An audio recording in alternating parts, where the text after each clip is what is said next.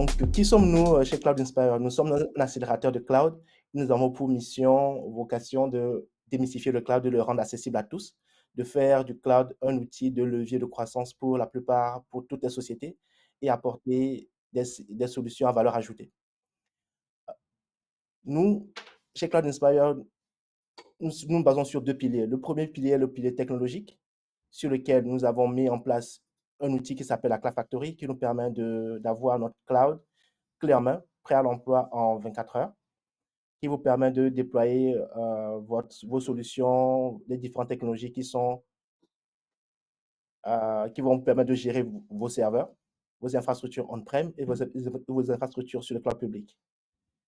Donc, nous intégrons les solutions qui sont entièrement open source et nous avons ajouté une touche, un autre pilier qui est le côté humain, où nous faisons de la formation, de la montée en compétences, de la pédagogie pour réussir sa migration et sa transformation digitale. Donc, qu'est-ce que c'est que le Move to Cloud? Comment réussir sa transition? L'objectif de ce Cloud Room serait de vous montrer ce qu'il faut faire et surtout ce qu'il ne faut pas faire et avoir les bases de la compréhension de ce que c'est que le cloud. Comprendre ce que c'est d'abord que le cloud, comprendre ce que c'est que le Move to Cloud, avoir les piliers du Move to Cloud et surtout ce qu'il ne faut pas faire. Donc, tout d'abord, qu'est-ce que le cloud n'est pas? C'est vrai que nous avons une idée de ce que le cloud c'est, mais aujourd'hui, j'aimerais vous dire ce que le cloud n'est pas. Le cloud n'est pas une technologie. Ça, il faudrait que ça soit clair d'entrée. Ce n'est pas parce que vous êtes en train de faire du Docker, vous êtes en train de faire du Kubernetes, ou bien vous avez une infrastructure de virtualisation avec OpenStack, ou bien avec de l'Ansible, ou bien vous faites de l'automatisation que vous faites du cloud.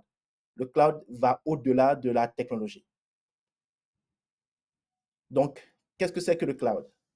Le cloud, tout d'abord, avant de vous expliquer le cloud, j'aimerais d'abord passer par ce que c'est que le cloud computing, qui est un acte d'exécuter une opération dans le cloud.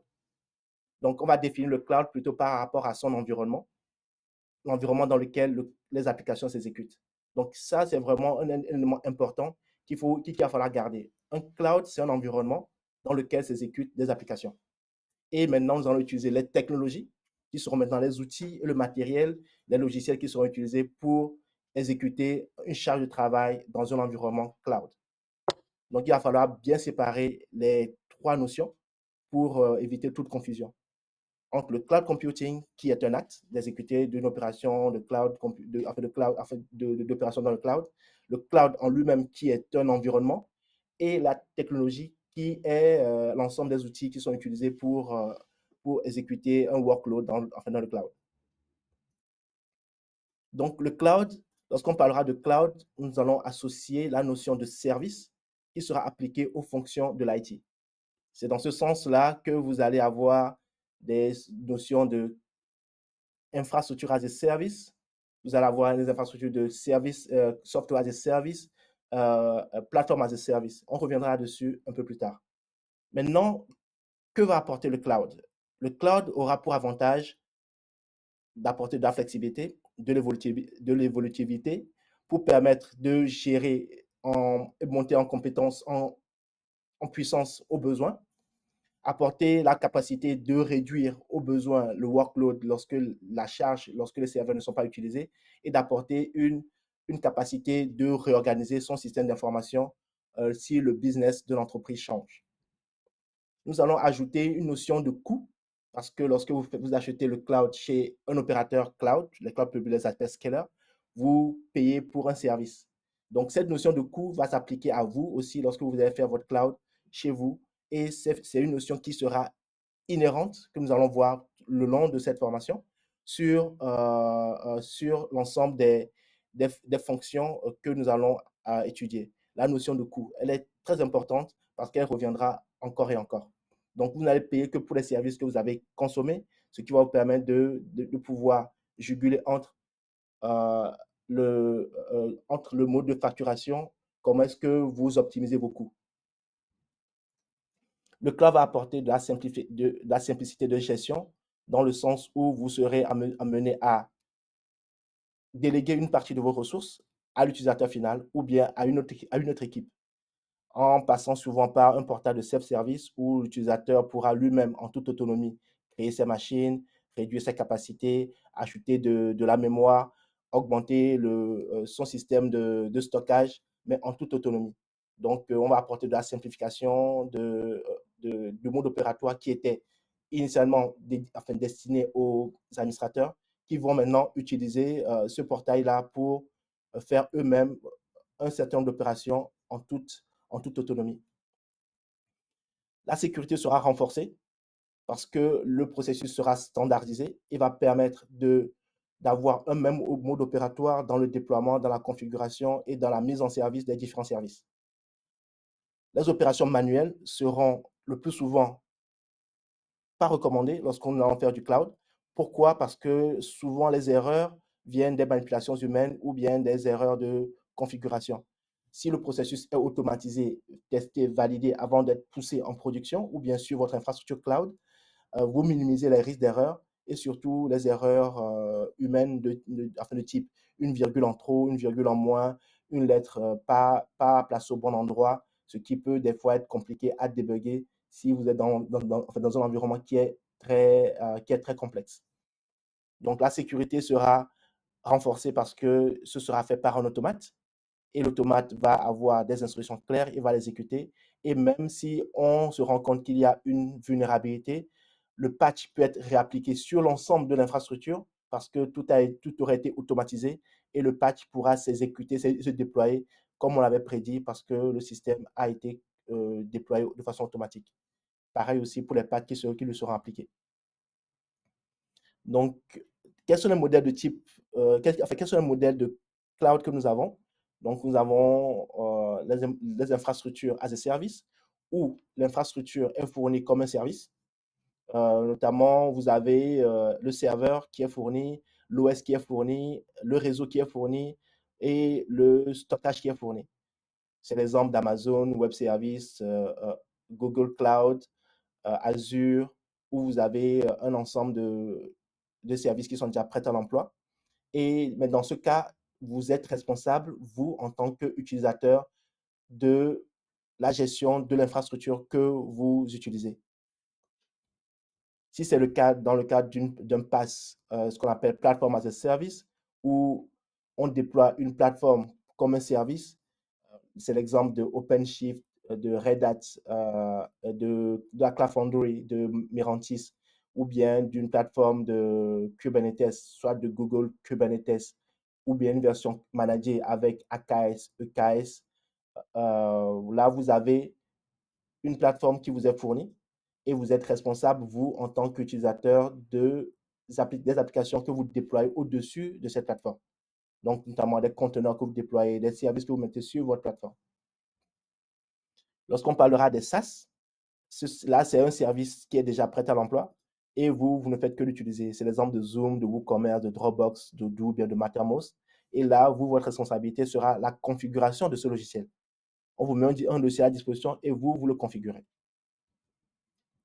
Et il y a un dernier type de service que j'appelle Everything as a Service, qu'on appelle souvent le XaaS, qui va englober un certain nombre de services, qui va plus se focaliser sur le type d'application à exécuter. Au lieu de le mapper dans les types historiques comme le IaaS, le PaaS et le SaaS, va plutôt se focaliser sur la nature du service qui est fourni. Donc, on parlera de Kubernetes as a service, de Database as a service, de base de données as a service et de tout ce que vous voulez as a service. Donc, on fournit un service qui va englober l'ensemble des trois précédents, le IaaS, le PaaS et le SaaS, pour en faire un bloc de services qu'on fournit comme un service. Est-ce que déjà c'est clair?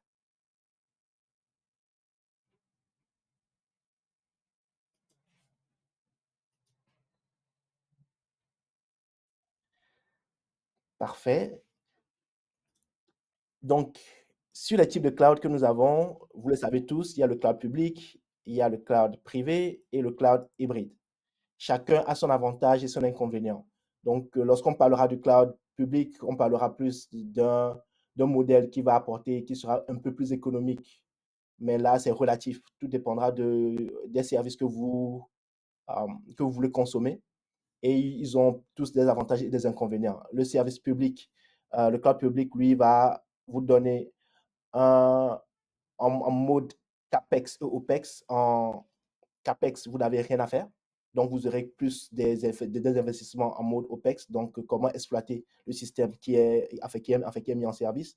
Et l'inconvénient, lorsque vous faites du cloud public, c'est que votre sécurité dépend de la sécurité de votre fournisseur.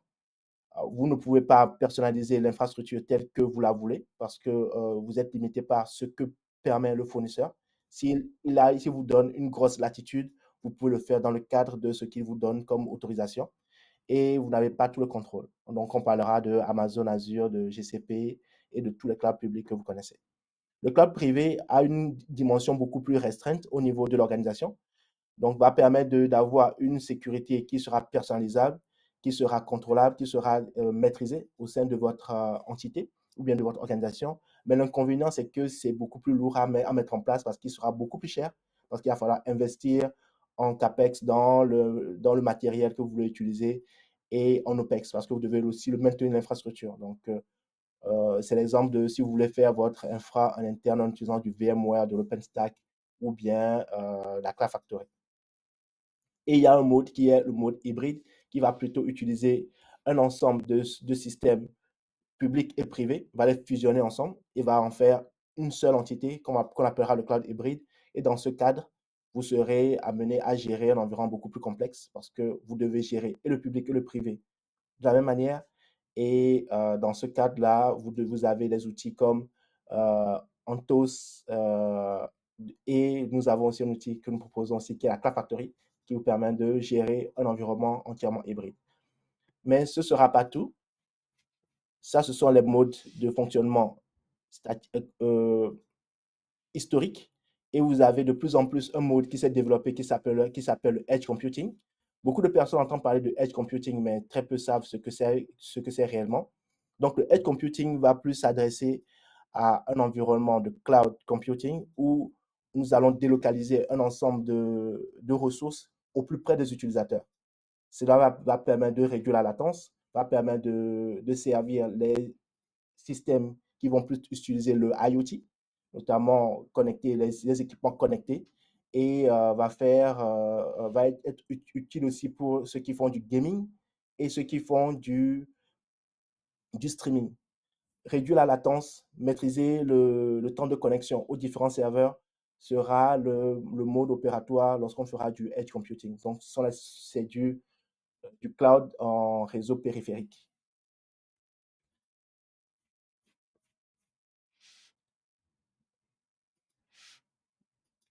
Est-ce que c'est clair sur la notion de cloud?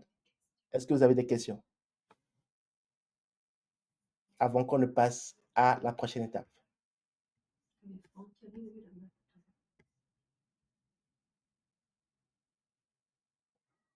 Donc, s'il n'y a pas de questions, je pense que tout est clair. Allons-y. Donc, c'est quoi le move to cloud? Le move to cloud, tout d'abord, c'est le processus qui vous permet d'aller vers le cloud. Il va permettre nous avons identifié 5 piliers que nous allons vous montrer. D'abord, le premier, c'est développer une culture cloud. Il va falloir mettre en place une formation technique, mettre en place un travail d'équipe, planifier et son exécution. C'est quoi d'abord développer sa culture cloud, en fait? Développer une culture cloud, tout d'abord, c'est changer votre perception de l'IT, qui est un centre de coût vers ce qu'on appelle un centre de profit. Cette notion, elle est très importante parce que vous ne pouvez pas faire du move to cloud si vous n'intégrez pas ce concept. Je vais le redire encore une fois parce que c'est un concept qui est super important et vous ne pouvez pas faire autrement sinon. C'est comment est-ce que vous changez votre perception pour faire de l'IT le centre de coût vers un centre de profit. Qu'est-ce que cela veut dire? Cela veut dire que vous devez à tout moment considérer votre IT comme un service, comme étant une infrastructure au service de vos utilisateurs et ils doivent vous payer pour s'ils sont satisfaits. Donc, cela vous permet de mettre en place un système dans lequel vous devez évaluer ce que vous mettez à disposition. Vous devez voir comment est-ce que vous rentabilisez l'investissement que vous êtes en train de faire pour acquérir du matériel ou bien pour apporter de la valeur ajoutée à vos utilisateurs. Et vous devez mettre en place un système qui vont vous permettre d'optimiser les coûts, histoire de pouvoir délivrer un maximum de services à vos clients ou à vos utilisateurs. Parce que c'est dans cette notion-là que vous changez complètement votre vision et votre mode opératoire vis-à-vis de vos utilisateurs, vis-à-vis de vos clients. Parce que le cloud, si vous le mettez en place, c'est pour gagner de l'argent ou c'est pour optimiser et avoir de la croissance. Pas l'inverse. Ça ne doit pas être un centre où vous dépensez de l'argent et vous n'avez pas un retour sur investissement. Sinon, ça ne servira à rien. La preuve, si vous commencez le projet de cloud, souvent, par expérience, des sociétés ont démarré ce projet, mais ont dû arrêter parce que c'était un gouffre financier, parce qu'ils n'ont pas eu cette notion de changement de perspective pour optimiser, gérer les coûts, apporter de la valeur ajoutée, parce qu'il faut juste investir pour investir. Et si les utilisateurs ne sont pas contents, le directeur financier ne suit pas. Donc, dans ce changement de paradigme, vous devez avoir cette notion de coût, cette notion où l'IT devient un levier de croissance et de performance. Et vous devez aussi penser à l'API, ce qu'on appelle Application Programming Interface, qui va être le levier avec lequel vous devez vous interconnecter avec d'autres systèmes. Faire du cloud ou bien faire du move to cloud doit vous donner la possibilité de pouvoir vous étendre, de ne pas vous isoler. Et pour ne pas s'isoler, le meilleur moyen aujourd'hui, c'est d'avoir des API qui vont vous permettre de vous interconnecter avec d'autres systèmes ou bien permettre à d'autres systèmes de communiquer avec votre système. Vous n'allez pas changer complètement votre système actuel et apporter de nouvelles technologies, mais vous devez pouvoir communiquer avec l'existant et faire évoluer l'existant ou bien le migrer en toute sérénité. Vous n'allez pas pouvoir arrêter la production parce que vous voulez faire votre move to cloud. Je ne pense pas qu'aujourd'hui, vous êtes en mesure d'arrêter une production pour dire que vous voulez apporter du cloud. Vous n'allez pas avoir le support de votre direction ni de votre équipe. Et parce qu'une entreprise, c'est une activité qui est lucrative. Vous ne pouvez pas arrêter parce que vous voulez apporter quelque chose qui va être beaucoup plus fun. Donc, il y a moyen de juguler les deux et de le faire en toute intelligence. Apporter une solution qui va pouvoir s'intégrer à l'existant et qui doit pouvoir aussi être aussi interpellé par ce qui existe. Donc, c'est dans les deux sens. Et vous devez aussi avoir cette notion de microservice où vous devez réduire les blocs qui sont super grands et super complexes en deux petits blocs que vous pouvez manager en toute sérénité, que vous pouvez déplacer en toute facilité. Donc, c'est tout cela qui fera que vous aurez cette notion et cette vision de cloud et cette culture cloud. Parce que c'est grâce à la culture cloud que vous allez commencer maintenant c'est le point de démarrage et c'est par rapport à cela que vous devez maintenant mettre en place une série d'actions pour apporter de la compétence à vos utilisateurs ou bien à votre équipe pour faire la montée en compétence. L'un des challenges que l'on rencontre lorsqu'on veut faire le move to cloud, c'est que l'équipe va se sentir délaissée ou va se sentir en danger. Pourquoi? Parce que nous allons parler de nouvelles technologies, des choses sur lesquelles ils n'étaient pas à l'aise du tout. On parlera de Kubernetes, on parlera de serverless, on parlera de Ansible, de Terraform, de DevOps, de plein de noms sur lesquels ils n'avaient aucune connaissance et ils vont apporter ce qu'on appelle de la résistance. Et pour briser cette résistance, il va falloir discuter avec eux, s'asseoir, voir où est-ce qu'ils veulent, où est-ce qu'ils se voient dans 1 an, dans 2 ans, dans 3 ans au sein de l'entreprise, leur apporter de l'assurance et les faire monter en compétences. Si vous ne faites pas monter votre équipe en compétences sur les différentes technologies, que ce soit sur le point technique ou bien que ce soit sur le point ressources humaines, vous n'allez pas réussir votre move to cloud parce que nous allons le voir plus tard que le move to cloud ne peut pas se faire tout seul, c'est un travail d'équipe. Et pour avoir le personnel ou bien l'équipe qui va vous accompagner dans ce process, vous devez être en mesure de pouvoir les faire monter en compétences sur un certain nombre de sujets, que ce soit sur un sujet technique, sur un sujet de gestion de projet, ou bien même sur la gouvernance et la conformité.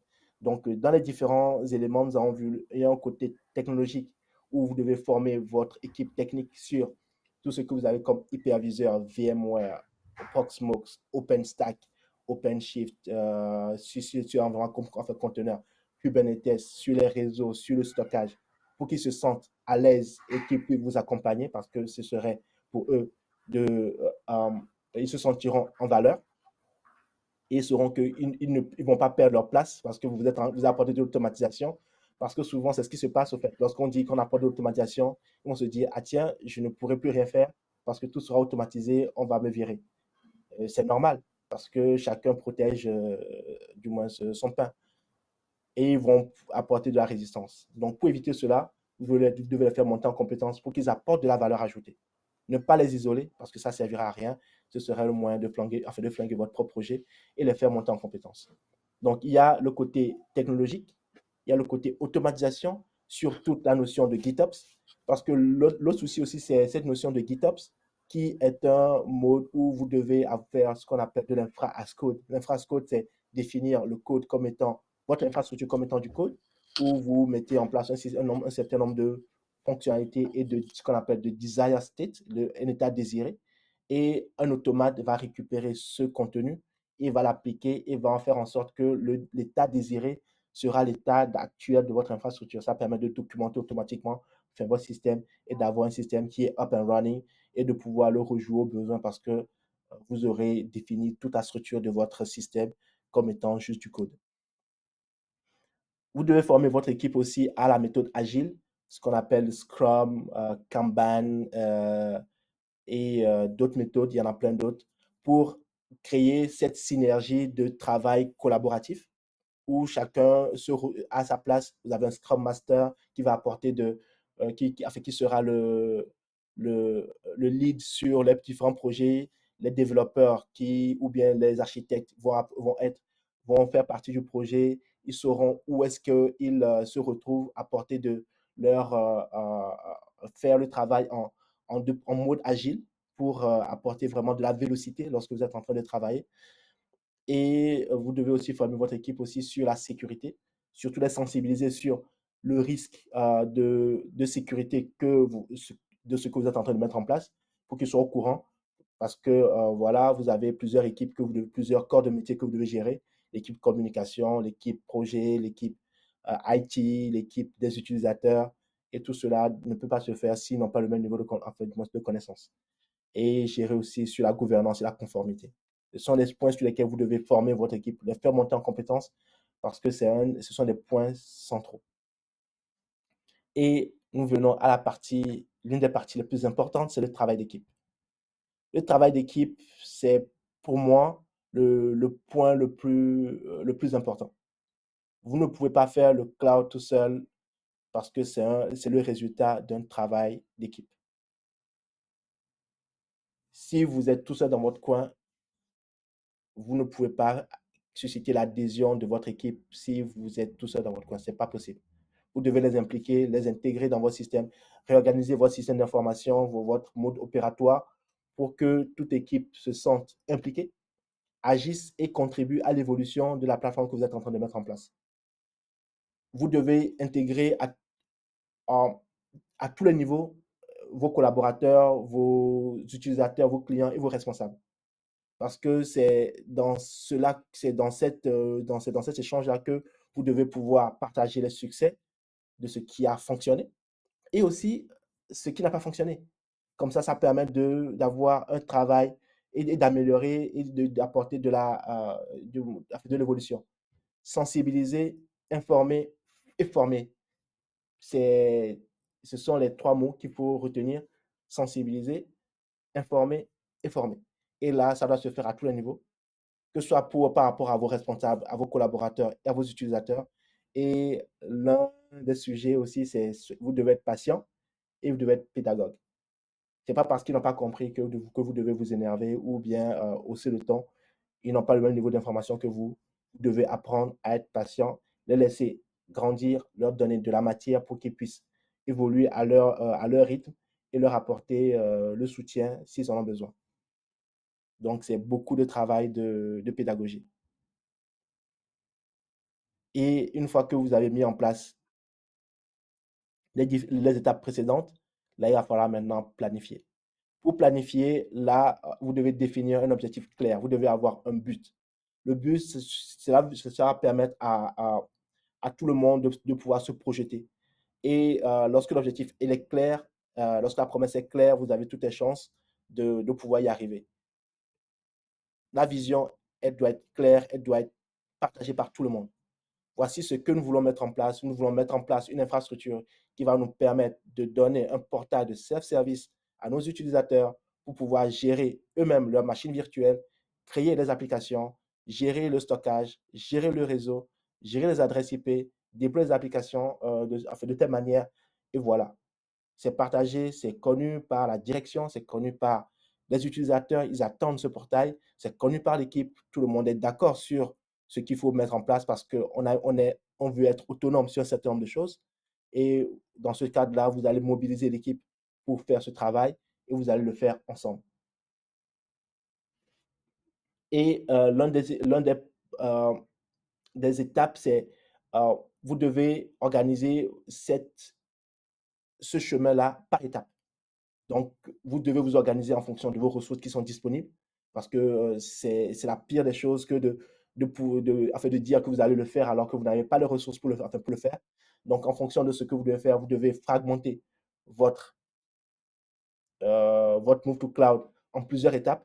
Voici ce que nous devons faire premièrement. Premièrement, nous devons faire déjà l'inventaire de ce que nous avons, combien ça nous coûte, combien du moins nous dépensons dans ce système, quels sont les serveurs sur lesquels nous pouvons commencer par faire du déploiement.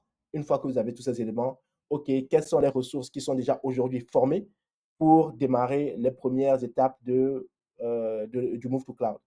Quelle est l'équipe que nous allons avoir dans un mois, dans 2 mois, après qu'ils aient suivi leur formation? Donc, vous allez définir toutes ces étapes-là. Et une fois que vous savez quelle équipe vous avez, donc vous planifiez votre montée en puissance et en fonction des ressources que vous avez, que vous allez avoir aussi, histoire d'avoir une visibilité sur quand le projet commence et à quel moment ça s'arrête. Donc, l'un des points aussi qu'il faut prendre en compte, c'est avoir de la visibilité. Mettre en avant les points qui sont les plus faciles à, à évaluer. Les points lorsque vous allez, ce qu'on appelle souvent les quick wins. Donc, vous prenez pas les parties les plus simples où les utilisateurs voient un résultat, le management voit un résultat et vous, en tant que IT, vous avez aussi un retour, une satisfaction de vos utilisateurs parce qu'ils voient quelque chose.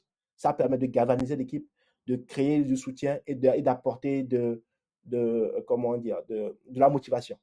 Parce qu'il n'y a rien de pire que d'être démotivé, surtout si le projet n'avance pas. Vous devez apprendre à capitaliser sur vos succès et susciter l'adhésion des différentes équipes, parties prenantes de votre entreprise. Fragmenter les projets qui sont super complexes en deux petits fragments, en deux petits morceaux, où euh, vous pouvez créer de la visibilité. Prenons le cas de ce projet où nous voulons mettre en place un portail de self-service qui va permettre de donner l'accès aux différents utilisateurs, de pouvoir créer leur machine, de pouvoir détruire leur machine, de pouvoir faire leur backup, de pouvoir restaurer, de gérer, déployer des applications. Prenons le cas de ce projet-là, par exemple. Ça, c'est un gros projet. Vous ne pouvez pas dire à vos clients que vous allez le réussir en 2 mois et en 3 mois en fonction de votre vélocité et à vous attendre à tout finir en même temps. Donc, vous devez dire, OK, dans notre processus, nous allons vous donner la possibilité déjà de créer des machines et de les supprimer. Donc, en faisant ça, déjà, la première étape, les utilisateurs ont un portail sur lequel ils peuvent se connecter, créer leur machine et les supprimer. Dans une deuxième phase, vous allez communiquer là-dessus, leur apporter, vous allez dire, maintenant, nous allons sortir la version 2 de la plateforme dans laquelle nous allons vous donner la possibilité maintenant de pouvoir faire des sauvegardes et de faire des restaurations. Donc, vous allez encore travailler dans votre coin avec votre équipe, les fédérer ensemble, sortir, à faire la release 2 et communiquer là-dessus, où vous apportez encore cette nouvelle fonction, où l'utilisateur dit, ah tiens, maintenant, en plus de créer les machines et de les supprimer, nous avons cette fonction qui nous permet de faire le backup et de faire de la restauration. Parfait, tout le monde est content, vous célébrez, vous passez à la prochaine étape qui sera maintenant de dire, maintenant on peut créer les machines, on peut les arrêter, on peut ajouter, on peut faire le backup, on peut les restaurer, on peut maintenant créer une machine avec une application directement dessus. Donc, vous apportez une troisième release qui est vraiment une fonction en plus qui permet non seulement maintenant de déployer juste une machine virtuelle vierge, vous pouvez déployer maintenant une machine virtuelle avec peut-être du Kubernetes là-dessus, ou bien avec de l'Odoo là-dessus, ou bien avec du Nextbox là-dessus. Et ça apporte encore un catalogue de services que vous ajoutez en plus du portail classique et les utilisateurs seront contents parce que vous leur apportez de la valeur, vous les mettez en valeur aussi, vous leur donnez de la matière à travailler et vous-même, vous avez un retour, une satisfaction. Et cela vous permet aussi de savoir sur quelle orientation aller parce qu'une fois que vous avez commencé à travailler comme cela, vous intégrez et vous écoutez votre équipe, ils vous diront peut-être qu'on a besoin plus, au lieu de dire on a besoin d'avoir une application Odoo, il faut vous dire on préfère plutôt utiliser une application SAP parce que par rapport à notre activité, c'est le SAP qui est l'élément que nous vendons le plus. Donc, ça permet en quelque sorte d'avoir aussi le retour des utilisateurs et de pouvoir vous ajuster aux besoins et de pouvoir communiquer là-dessus. Est-ce que déjà c'est clair?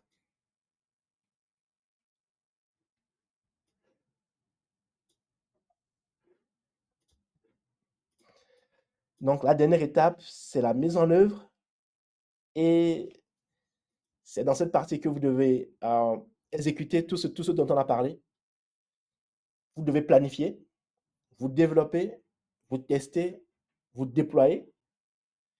Et une fois que c'est déployé, vous commencez à opérer. Le service il est up and running.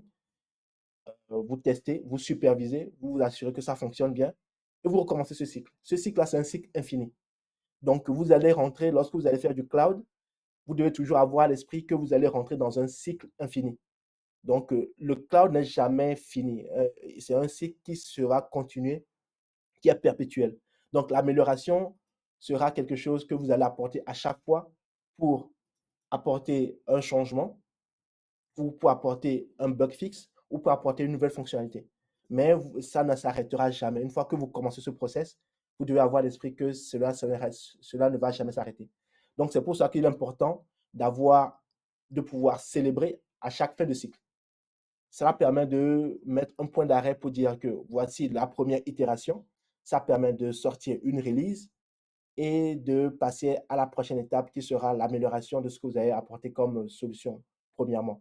Sinon, vous n'allez jamais sortir votre plateforme. Les utilisateurs n'auront jamais un produit parce qu'à chaque fois, ils vont vous apporter du changement. Ils vont vous dire, ah, tiens, on aimerait avoir ça, on aimerait avoir ça, on aimerait avoir ça, on aimerait avoir ça, et jamais vous ne sortirez quoi que ce soit. Donc, c'est important de pouvoir avoir, de célébrer à chaque fin de cycle pour dire, nous planifions un, une opération, un déploiement, une configuration, un service, une solution. Nous la développons, nous la mettons en place, nous la testons, on la déploie, ça passe en production, les utilisateurs l'utilisent, on supervise pour voir est-ce que tout se passe bien, s'il n'y a pas de bug. Et si tout est bon, on met un point d'arrêt, on célèbre, on dit la version 2 est sortie, tout le monde est content, et puis on passe au prochain cycle. Ça permet de versionner, à faire le déploiement et d'avoir un cycle continu sans toutefois créer de la frustration chez les utilisateurs ou chez les développeurs ou bien chez les architectes parce que eux-mêmes, ils voient l'évolution de ce qui est mis en place. Vous devez apprendre à communiquer sur les changements, ce qui est très important. Souvent, nous, en tant qu'ingénieurs, sysadmin, nous ne savons pas communiquer, ce qui est une erreur. Enfin, ce qui est normal au fait aussi, parce que ce n'est pas notre métier. Donc, c'est pour cela que vous devez travailler avec toutes les parties prenantes de votre, enfin, de votre société, que ce soit vos architectes, vos ingénieurs, votre équipe de marketing, votre équipe de communication, vous devez tous travailler ensemble. Parce que si vous ne travaillez pas ensemble, vous ne pouvez pas euh, euh, communiquer correctement et créer la synergie autour de ce projet. Donc, communiquez au maximum, Cela implique que vous donnez des éléments de communication à votre équipe marketing ou bien à votre équipe de communication pour qu'elle puisse écrire les différents documents pour l'envoyer aux différents départements pour annoncer les nouveautés que vous allez apporter et aussi communiquer sur tout ce que vous avez fait. Cela vous apportera de la reconnaissance déjà et cela mettra aussi en avant tout l'effort, tout le travail que vous êtes en train de mettre en place pour améliorer le quotidien. N'oubliez surtout pas que lorsque vous faites du Move to Cloud, c'est que vous mettez votre IT au service de vos utilisateurs. Donc, c'est super important de pouvoir communiquer sur tout ce que vous êtes en train de mettre en œuvre et pour que vous ayez aussi des retours, des feedbacks de ce que vous êtes en train d'implémenter et d'avoir cette notion où vous pouvez ajuster et améliorer pour répondre au plus près à leurs besoins. Est-ce que ça a été clair?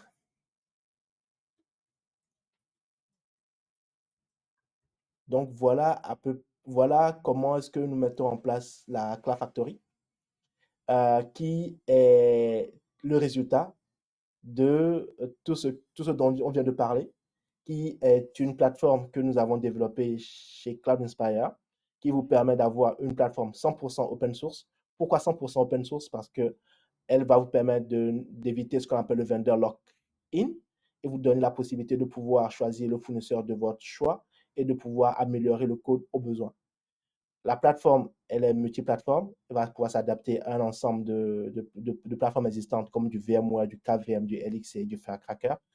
Et elle est accessible par API.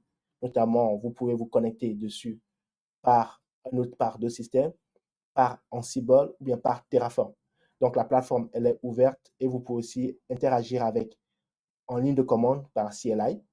Et vous avez directement un portail de self-service sur lequel vous pouvez créer vos machines virtuelles, vos conteneurs, vos micro-VM et avoir des pipelines d'automatisation, la documentation qui est intégrée, le Keycloak pour gérer le SSO et le gestionnaire de Vault et d'images. Et tout cela pour donner cette notion de Move to Cloud euh, qui est qui sera la plateforme qui va vous permettre de faire le Move to Cloud en toute simplicité. Donc, l'architecture sera distribuée pour éviter pour apporter de la sécurité et éviter les problèmes de flux d'ouverture, du moins les problèmes d'ouverture de flux, et donner cette capacité de pouvoir étendre, j'ai pas envie de dire à l'infini, mais de pouvoir étendre au maximum le potentiel de chaque Cloud Factory pour gérer un ensemble de serveurs sans ralentissement ou bien en toute tranquillité. Donc, la liste des fournisseurs sur lesquels nous pouvons nous interconnecter, Amazon, Google, OVH, OpenShift, OpenStack, Proxmox et Quinix.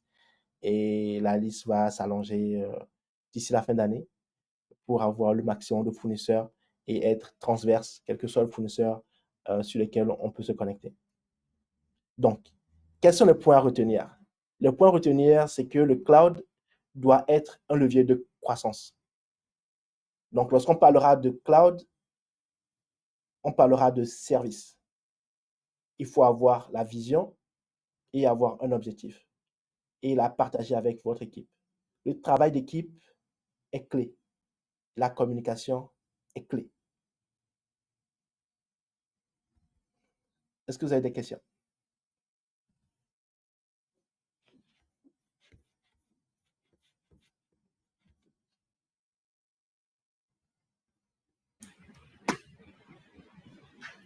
Bon, je pense que c'est bon.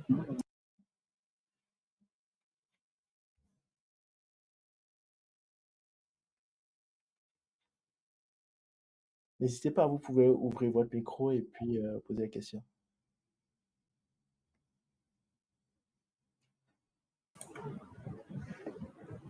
Bon, moi, je n'ai pas vraiment de questions. Je pense que tout est une question de démarche et de méthodologie. Et puis derrière, il y a Cloud Factory qui vient nous accompagner dans cette démarche. Il y a l'outil, il vient maintenant nous accompagner dans cette démarche et dans cette méthodologie-là. Donc, c'est vraiment l'essentiel pour moi que j'ai compris et qui est très important d'ailleurs. Et beaucoup communiquer sur tout ce qui est projet cloud. Ça aussi qui est un élément très, très important. Finalement, il sera important de comprendre que ce n'est pas un projet qui doit être réalisé d'une manière isolée, mais il faut que cela trouve l'assentiment de non seulement la direction et de tous les employés. Parce qu'il y a un gros conduit de changement aussi qui se mettra en place après dans l'exploitation au quotidien. Et donc, Cloud Factory sera simplement l'outil qui va nous aider vraiment dans tout ce travail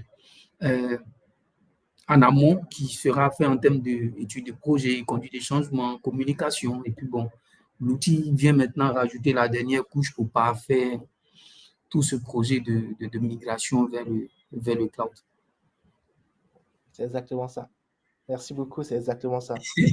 C'est exactement ça. C'est-à-dire que toute la partie heavy lifting technique, c'est la Cloud Factory que nous avons mis en place qui permet de simplifier cette partie pour que C'est ça. vous vous focalisez sur la partie communication, conduite de changement, intégrer, faire toute la partie, je dois dire, soft skill avec votre équipe, tu la faire monter en compétences sur lesquelles nous pouvons aussi apporter notre expertise et puis notre expérience aussi, mais vraiment vous apporter le nec de plus ultra de la technologie avec la Cloud Factory et vous concentrez sur votre service, en fait, sur le cœur de votre métier. Une question. Oui, Bon, moi, supposons que moi, c'est un use case. Moi, j'ai un client qui est dans une architecture traditionnelle. oui. Juste la salle machine et puis ses racks, ses serveurs. Moi, en tant que commercial, comment je peux peut-être convaincre ce client-là à migrer vers du cloud? Déjà, si tu lui dis qu'il faut migrer vers le cloud, peut-être qu'il va avoir déjà de la résistance, au fait. On va C'est dire ça. il va améliorer déjà son système d'information, apporter de la flexibilité, avoir les mêmes services qu'il a chez Amazon, comme chez Amazon, l'avoir en interne. Déjà, C'est ça ça. fait déjà ça. Donc, cela permet déjà de briser cette confusion, parce C'est que ça. pour beaucoup de personnes, lorsqu'on leur dit de migrer, ils vont penser qu'ils vont déplacer leur serveur vers Amazon, C'est alors que le cloud peut se faire en interne, déjà avec le c'est ça. système d'information ou bien avec leur système d'information existant.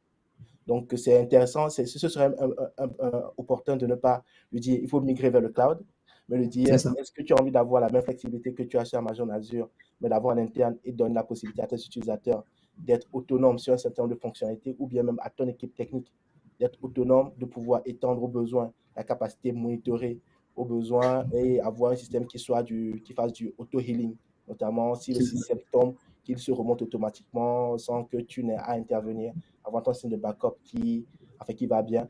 Là, déjà, ça peut être un sujet s'il a déjà des difficultés dans ce sens-là, il C'est peut ça. être beaucoup plus à l'écoute. Et maintenant, Et la mise en œuvre viendra après dans... ça sera quoi l'argumentaire vis-à-vis des Nutanix? Bon, je préfère dire bon, de l'hyperconvergence. Pour ne pas citer de marque, ça sera quoi l'approche vis-à-vis de l'hyperconvergence? Oui, parce que lorsqu'on parlera maintenant d'hyperconvergence ou enfin, Nutanix, hein, il y a aussi des solutions qui sont open, qui font du Nutanix. Euh, Ce sera toujours du moins le même argumentaire. Parce que faire du Nutanix avec du VMware pour avoir juste de la virtualisation, comme nous l'avons vu tout à l'heure, ce n'est pas ça faire du cloud. Avoir juste de la Ok, virtualisation, ce n'est pas ça faire du cloud en fait. C'est juste un outil, c'est juste de la technologie. Maintenant, il n'est pas forcé, il n'est pas obligé d'utiliser la Cloud Factory. La Cloud Factory n'est qu'un outil. Maintenant, c'est s'il a ça. déjà en interne une série, un ensemble d'outils qui lui sont propres et qui lui facilitent déjà la vie dans sa gestion, qu'il peut utiliser, pourquoi pas? Pourquoi pas? Donc, la Ok. Cloud Factory, c'est pour ceux qui n'ont pas ce- cet écosystème d'outils qui soit prêt à l'emploi pour gérer ce qu'ils ont comme défis techniques aujourd'hui.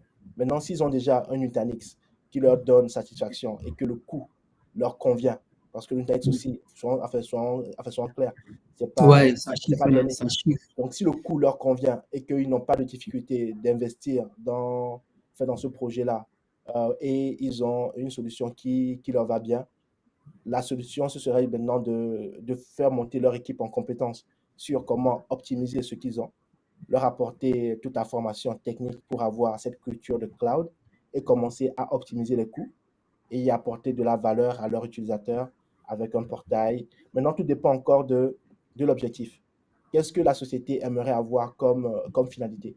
Ça fait partie des points que nous avons étudiés tout à l'heure. C'est avoir l'objectif doit être clair. Qu'est-ce que, à la fin, qu'est-ce qu'on aimerait avoir? Une fois que la vision est claire, maintenant il faut mettre en place le cheminement vers cette vision-là. Maintenant, si pour eux, ils se disent qu'on est bien tel que nous sommes, pour nous, on atteint nos objectifs et qu'il n'y a pas moyen d'optimiser quoi que ce soit, je pense qu'il faut les laisser en fait. Mais je pense qu'il y a toujours Ouais, moyen d'apporter de l'amélioration, optimiser c'est les coûts. ça. Il y a toujours moyen de faire. Maintenant, comment par exemple se positionne le cloud par rapport à la cybersécurité en termes d'accès à l'infra? Parce que je pense que c'est aussi une porte ouverte pour qu'on puisse placer aussi l'argumentaire cloud. Oui, euh, dans les éléments de formation, vous avez dû voir que nous avons parlé de la partie sécurité, sensibiliser sur la sécurité. Alors, parce que lorsque vous faites du cloud, l'un des aspects que beaucoup de personnes ignorent ou bien qu'ils pensent que c'est déjà acquis, c'est la sécurité. Ils pensent que lorsque je vais mettre mes données chez Amazon, bien chez Azure, je suis déjà sécurisé. C'est faux. En toute sécurité, c'est faux. La sécurité, c'est vous qui l'implémentez au quotidien, c'est vous qui la mettez en place. Et lorsque vous faites du cloud public, vous êtes responsable de la sécurité de bout en bout. Amazon va vous garantir la sécurité une fois que le système ou bien vos données sont sur son système, mais ne va pas vous protéger si vous avez une vulnérabilité dans votre code ou bien dans le système que vous mettez en place. Donc, sinon, beaucoup de données ne se seraient pas piratées en ce moment. Je ne sais pas si vous avez remarqué aussi, mais le nombre de données qui se font pirater aujourd'hui a atteint des proportions, mais pas possible. Même ce matin, un hôpital a vu près de 300 000, près de 300 000 essais d'utilisateurs ou leurs données qui ont été piratées. Donc, la sécurité doit être au cœur même de tout le changement, en fait. Et la sécurité, ça doit se faire aussi en collaboration avec vos utilisateurs, parce que c'est souvent par eux que ça passe souvent. On ne le dit pas, mais la sécurité venant de l'extérieur, elle est rare. C'est plutôt une faille de sécurité qui vient de l'intérieur.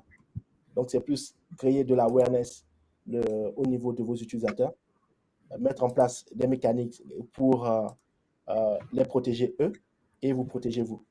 Donc, soit en passant par des antivirus, des systèmes de détection d'intrusion, des systèmes de conformité et des systèmes de patch management qui vont vous permettre de mettre à jour régulièrement leur système, enfin leur logiciel, tout ce processus-là qu'il va falloir gérer.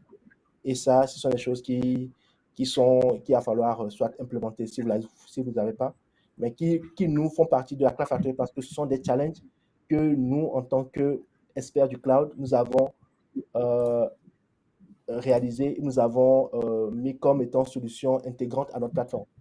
Parce que la sécurité pour nous, c'est l'un des points, des challenges lorsqu'on fait du cloud. Parce que vous commencez à héberger les données d'autrui ou bien vous commencez à mettre l'accent sur la notion de service. Et lorsque vous mettez un service en place, vous attendez que votre client ou bien que vos clients ou vos utilisateurs soient satisfaits. Donc, cette notion de sécurité pour nous, c'est super important.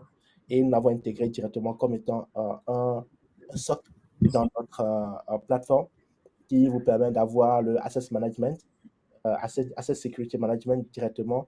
Nous utilisons dans ce sens-là Wazoo, qui va permettre de tirer la conformité par rapport à tout ce qui est déployé. Nous avons fait une formation par rapport à ça la dernière fois. Et ce sont des outils que nous déployons pour garantir quand même un certain nombre de fonctionnalités de base. Maintenant, après, il faut encore une fois de la pédagogie. L'humain au centre de la tech, où c'est l'humain qui Qui fait est le tout. maillon faible. Voilà.